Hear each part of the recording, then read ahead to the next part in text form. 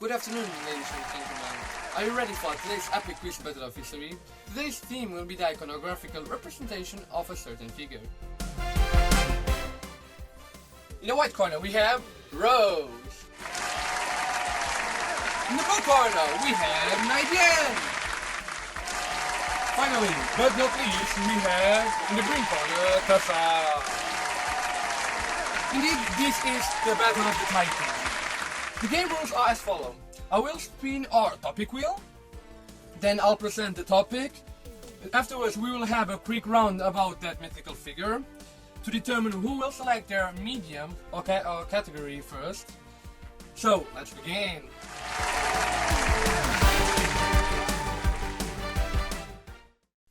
The wheel ended on the iconographical representation of Orpheus.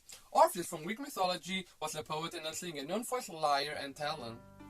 He's often represented either singing or in his quest for his beloved Eurydice. Indeed, the myth goes that during their wedding, Eurydice was bitten by a snake and unfortunately died. To this matter, Orpheus was struck by grief.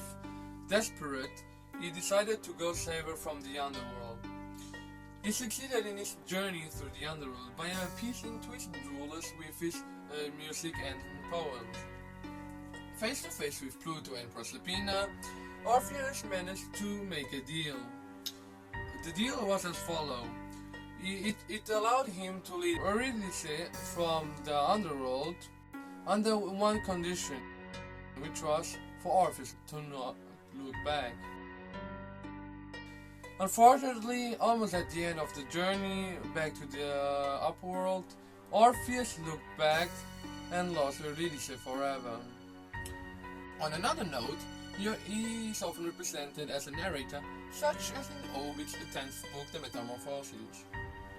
The philosopher Aristotle thought that Orpheus never really existed, although many other ancient writers believed so. Indeed, they believed that he lived in a remote past, even living and existing before Homer. Now, let's go to the quick round. Attention! Orpheus, as we know, was an impactful figure from which beliefs derived. So, the first question is, what type of cult was the Orpheus cult? The Orphic cult was a mystery cult. Indeed, Orpheism was a cult reserved to his followers, composed of Orphic hymns and sacrifice, which were derived from Orpheus songs. Now, to the next question. Interestingly, Orpheus is not only connected to Orpheism. To which other religion was Orpheus later linked? He was later linked to Christianity. Correct. In ancient Alexandria, it was told that Orpheus was a student of Moses in his later life, which led to Christian scholars linking him to Christianity and Christian art during the 3rd and 4th century. Now to the next question. Orpheus as a character englobes many values that are still admired today. As such, comparative anthropologists have recognized Orphic motifs in other mythologies and folklore. Now the question is, name one indigenous group with which comparative anthropologists have linked Orpheus. I believe I once read that they linked him to the Tungustics from Siberia. And you have read it correctly. Indeed, they have linked Orphic motifs with a couple of tribes, one being the Tungustics. Motifs such as control over things or the connection to the underworld are often the link between Orpheus and other mythologies or folklores. So Titans, today we will focus on how Orpheus is represented through different mediums.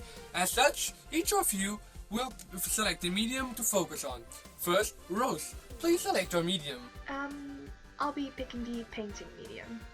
We are looking for 5 keywords about the painting under 1 minute. Go! Okay, we can see Orpheus leading Eurydice from the underworld. Spain, France. The painter was Jean-Baptiste Camille. The year it was painted was 1861. I believe it's now at the Museum of Fine Arts in Houston. In the back of the painting we can see a group of spirits, because in the ancient world it was believed that the deceased would live on as spirits in the afterlife. The melancholic setting that Corot created can be seen as foreshadowing for the tragic ending of the couple's story. Orpheus looks over his shoulder, resulting in Eurydice being left behind in the underworld forever. Oh, that was it. Thank you, Rose. You managed to get everything right, meaning you have 100 points. Now let's move on to the next candidate, Tasha. I'll pick the sculpture. Okay, again we are looking for 5 words. 3, 2, 1, go! Let's see. It's a sculpture. I think it's a marble sculpture. It's made by Auguste Rodin. He's the artist. It's made in the 19th century. I think it was modeled around 1887 and carved in 1893. Right now it's at the Metropolitan Museum of Art. In the sculpture they are at the entrance on the exit of the underworld. They're coming out now and Orpheus is about to look behind him. He's trying not to look, so he has his hand in front of his face because he's trying to resist the temptation to look behind him. Eurydice's arm touches Orpheus's, but he can't feel this, so he doesn't know she's there. There's a lot of emotion in this sculpture. You can see this in the faces and also the body. And the style, I think the style is naturalism. Impressive, Tessa. Another Titan with 100 points. Now, to the next candidate. Lydia, it's your turn. Please select your medium. I would like to pick the movie. Okay, again we are looking for 5 words. 3, 2, 1, go!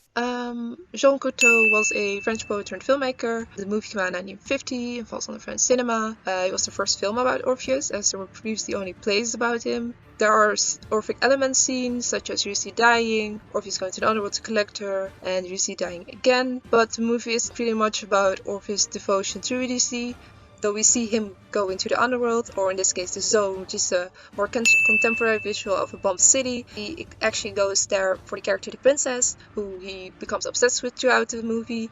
She is not embodiment, but a representation of that. Orpheus had to be more specific, and he becomes so obsessed with her that he actually starts to neglect Eurydice, which leads to her death. Cocteau uses Orphic elements, but modifies them to actually tell his own personal story through the myth. He shows the successive steps that a poet must take to really become himself, to really become his greatness. So the movie actually depicts an Orpheus character that is a very conflicted poet, obsessed with the mysteries of death, and very neglectful to his love. Wow, a 3-way tie! Who could have predicted this? Indeed, this is the class of the Titan.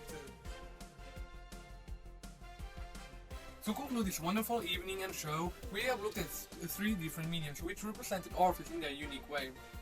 As we determined, they were all centered around the Orpheus and Eurydice myth. Although quite different in their presentation of Orpheus and the myth, especially concerning Orpheus, namely a death-obsessed Orpheus, a determined Orpheus leading Eurydice through a dark, gloomy forest, or a desire, struggling Orpheus. They all share key traits. Effectively, the motives of Orpheus pursuing someone, the presence of the underworld, and the dark setting accentuated by the different mediums, namely being black and white, or painted with gloomy colors, are key traits of the figure of Orpheus. Nevertheless, there are also differences, which are normal as the medium and makers vary, such as a movie having more adaptation liberty, while a painting and sculpture can be more expressive. Lastly, Orpheus is a prominent figure, which at its core embeds determination, prowess, while flawed by its earthly desires. Thank you everyone for watching, and hopefully till soon.